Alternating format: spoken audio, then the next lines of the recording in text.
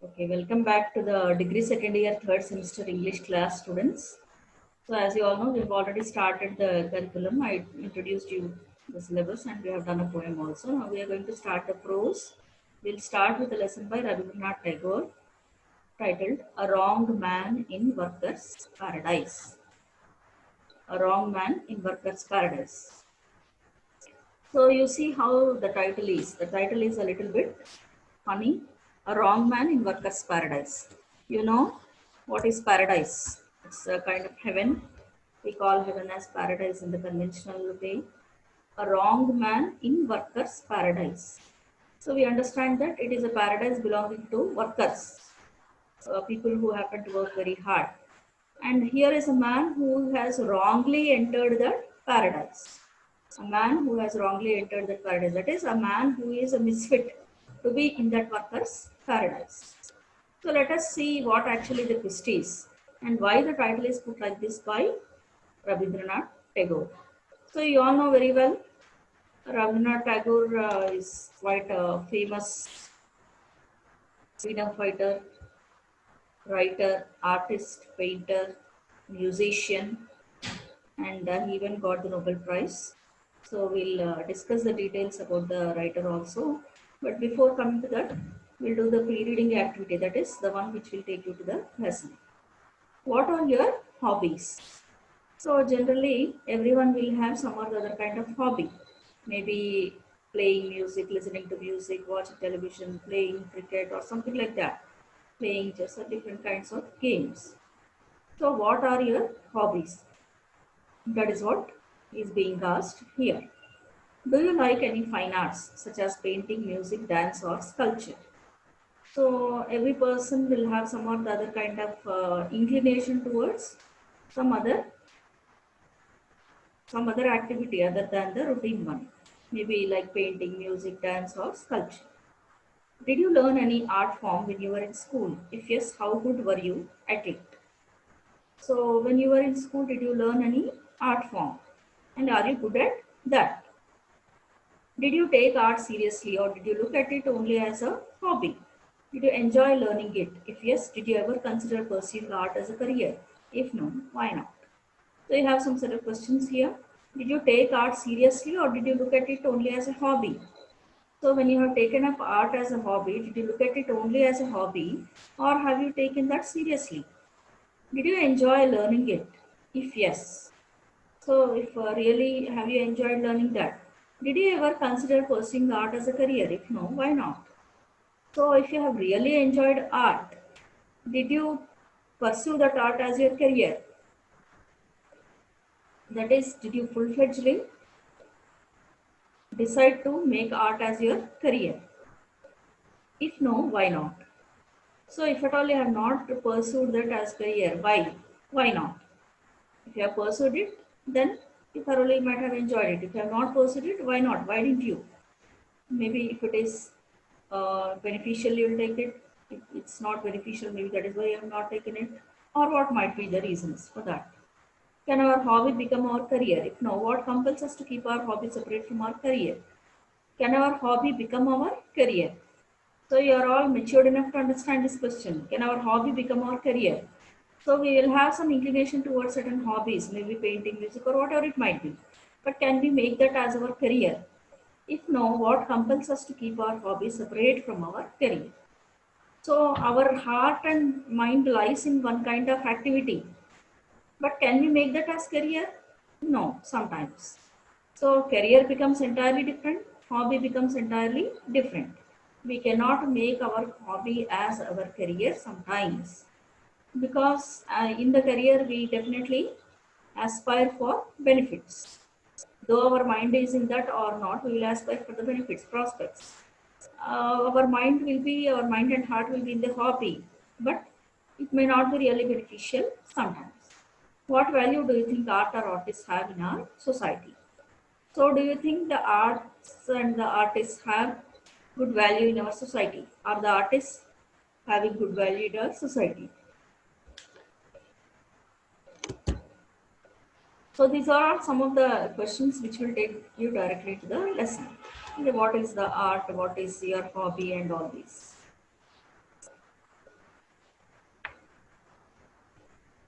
How do we understand value? How do we estimate the value of anything?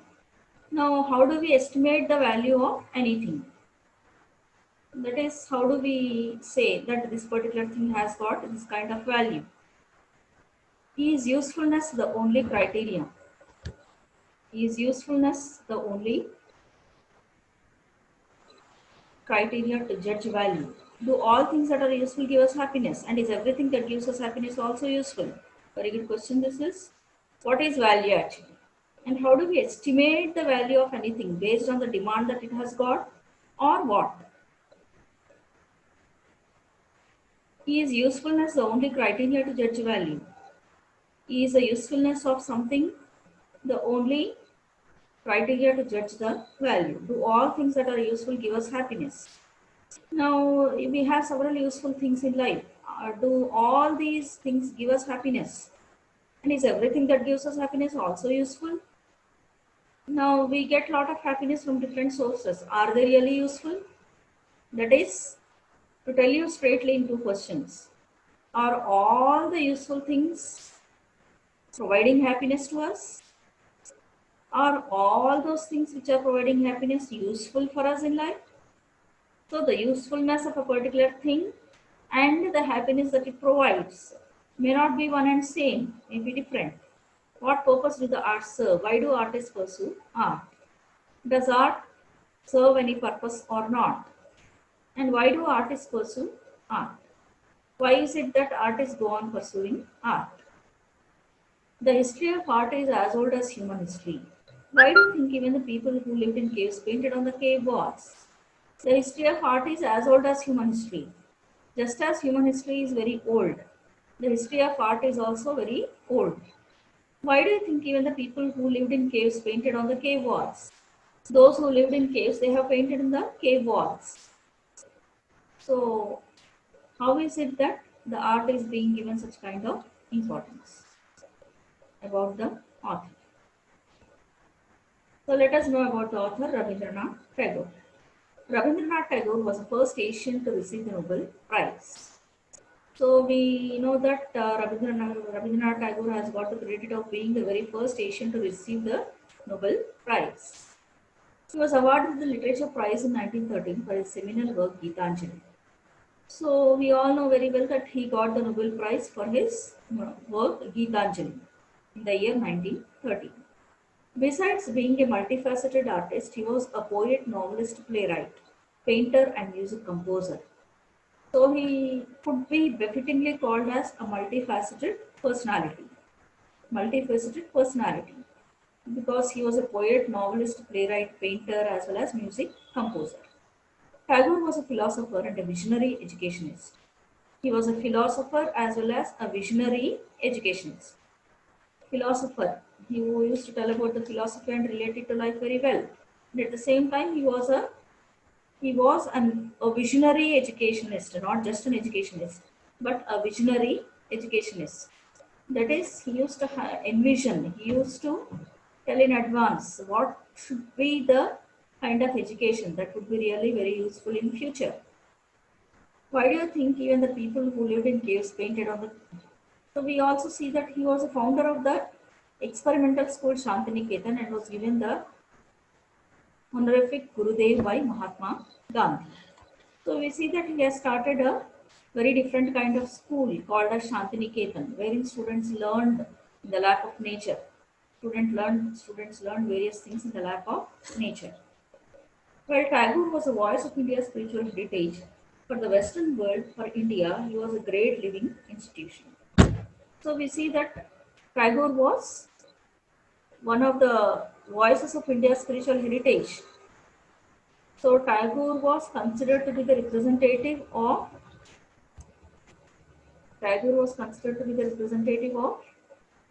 India's spiritual heritage. For India, he was a great living institution. Whereas for India, he was a great kind of living institution. So you all know very well the greatness of Rabindranath Tagore and how he has really emphasized the uniqueness of the Indian culture as well as heritage. About the story. This story illustrates the famous slogan, art for art's sake. coined in the early 19th century by French philosopher Victor Cousin. Now, this story illustrates a famous slogan. We have a slogan called as art for art's sake. Why is the art? It is for the art's sake. Coined in the early 19th century by French philosopher Victor Cousin. So, it was coined by one of the philosophers of France by name Victor Cousin. The slogan expresses the idea that true art needs no justification, that it need not serve any political, didactic, moral, or practical purpose, and that art is valuable as art, and the only objective of art is a pursuit of pure beauty. So, generally, science and scientists will say that we have to pursue something only when it is really useful, when it is really experimental, when it is really useful in life, when it can really prove. Whereas he says that the idea behind this slogan is that true art needs no justification. We don't need to justify, we don't need to support the art and say that I am pursuing art because of this, that, or anything. That it need not serve any political, didactic, moral, or practical purpose. There is no need for serving any political, didactic, moral, or practical purpose. You don't need to serve any such kind of purpose. It doesn't, that is, it has no such kind of barriers or no predetermined notions, and it has to be quite natural, and it need not be moral or practical or political, it need not be practical like science also, and that art is valuable as art, and the only objective of art is the pursuit of pure beauty. The only objective of art is the pursuit of pure beauty. So art has to always pursue pure beauty. Tagore, however, conveys this complex concept in a simple and humorous narrative, which in fact reminds us of a popular proverb: all work and no play makes Jack a dull boy. So, Tagore, however, conveys this complex concept in a simple and humorous narrative. So, the complex that art is for art's sake, it has been conveyed in a humorous narrative, which in fact reminds us of a popular proverb: all work and no play makes Jack a dull boy. So all work and no play, it will make Jack a dull boy. If one goes on working and working again and again, it will definitely make the person dull. It will not make him active. So there should be some kind of play, some kind of fun in life. And that can be very well go on with art. So let us see the title: A Wrong Man in Workers' Paradise. Rabindranath Tagore, translated from the original Bengali by Bhavani Bhattacharya. So it has been written in Bengali by Rabindranath Tagore, and it has been translated into English by Bhavani Bhattacharya. So let us see why he says the man is wrong in the workers' paradise. So we see that in the very first sentence, the writer says, the man never believed in utility. Having had no useful work to do, he indulged in mad whims. So the man never believed in utility, that is, usefulness of something. He never believed that such and such thing is useful, such and such thing fine. He never believed in utility. Having had no useful work to do, he indulged in mad whims. So because there was no useful work to do, he indulged in mad whims, mad kind of fancies. He made little pieces of sculpture, men, women, and castles, quaint earthen things, dotted over with seashells. So he has made quite a few sculptures, women and castles, quaint earthen things, dotted over with seashells. He painted. Thus he wasted his time on all that was useless and unnecessary. So those who do not have an affinity towards art, they feel like this, that when they have made some sculpture, when they have put some pictures on pots and all, they have merely wasted their time on useless things. People laughed at him. Sometimes he would go to shake off his mad whims, but his mad whims would keep changing, clinging to his mind. So when people happen to laugh at such kind of artistic people who wasted their time on unnecessary paintings, unnecessary things, he used to feel that, okay, let me leave off this. But then again, his affinity towards the art will again cling to his mind. Some boys never ply their books and yet pass their examinations. Yes, sometimes it happens that some boys do not even ply their books, they'll not even go through their books, but they conveniently pass their examinations. A similar thing happened to this man. He spent all his life in unnecessary work on the planet Earth, yet after his death, the gates of the heavens flung open for him. So here comes the introduction to our protagonist, the man who happened to, the similar thing happened to this man. That is, he went on to waste his entire time on very different kinds of things on the earth. He spent all his life in unnecessary work on the planet Earth. He spent all his life on unnecessary work. When he was on the earth, he spent all his time on unnecessary work. Yet after his death, the gates of the heavens flung open for him. But the gates of the heavens always were open for him, in spite of the fact that he did all unnecessary things when he was on the planet Earth. In this paradise, but the moon finger rides even in the heavens. So when the finger has a habit of moving, that is when the artist, when the mind is artistic and when the artist really wants to give a vent to his artistic talent, then his fingers always go on moving. So it came to pass that the aerial messenger who took charge of the man made a mistake and found a place for him in workers' paradise. So here we understand that those people who work very sincerely and who are very practical, they consider that being artistic is waste, unnecessary. And the artists are considered to be the ones who waste the time unnecessarily. And they are generally not welcome to heaven. But this man is welcome to heaven. The aerial messenger who took charge of the man made a mistake. Maybe the aerial messenger who is going on in the skies has made a mistake and found a place for him in the workers' paradise. And misfittingly, the aerial messenger happened to find this man who has been spending the time unnecessarily on the planet Earth in the heaven. So he happened to go on to the heaven after his death. In this paradise, you will find everything except leisure. So how is this workers' paradise? Here we will find everything except leisure. We are not able to find anything except leisure. So everyone is very, very, very busy working. Nobody has any time. Here men say, God, we haven't a moment to spare. So here Tagore brings the things light in front of our eyes. Here everyone is heard saying, oh, we don't have any time at all. Men keep on saying, God, we haven't a moment to spare. When somebody says, please, will you do this or that? They say, no, we don't have any time to spare.